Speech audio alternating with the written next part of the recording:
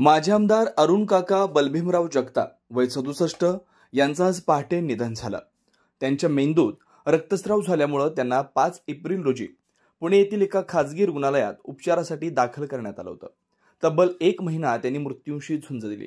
अखेर आज पहाटे त्यांची प्राणज्योत मालवली। त्यांच्या मागे पत्नी, 2 मुले, 1 मुलगी, सुना, नातवंडे असा परिवार आहे। अहिल्यानगर शहराचे आमदार संग्राम जगताप यांचे ते वडील होते।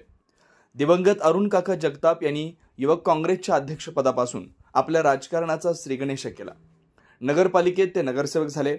सलग 5 वर्ष ते तत्कालीन अहमदनगर नगरपालिकेचे अध्यक्ष राहिले। 2 वेळा ते विधान परिषदेवर निवडून गेले। अहमदनगर शहर मतदारसंघातून मात्र ते 2 वेळा पराभूत झाले। महापालिकेत ते पुन्हा नगरसेवक म्हणून निवडून आले। मात्र स्वतःऐवजी त्यांनी त्यांचे चिरंजीव संग्राम जगताप यांना महापौर केलं। जिल्हा बँकेचे संचालक म्हणूनही त्यांनी काम केलं।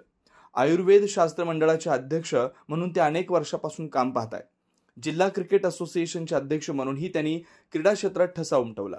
घोडेस्वारी, नव्या गाड्यांचा छंद, शेती, उद्योग, हॉटेल व्यवसायात त्यांना विशेष रुची होती।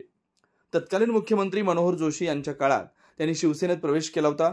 मात्र ते 6 महिनेच तिथे रमले। पुन्हा राष्ट्रवादी काँग्रेसमध्ये येऊन त्यांनी संघर्ष केला। जिल्हा काँग्रेसचे कार्याध्यक्षपदही त्यांनी सांभाळलं होतं।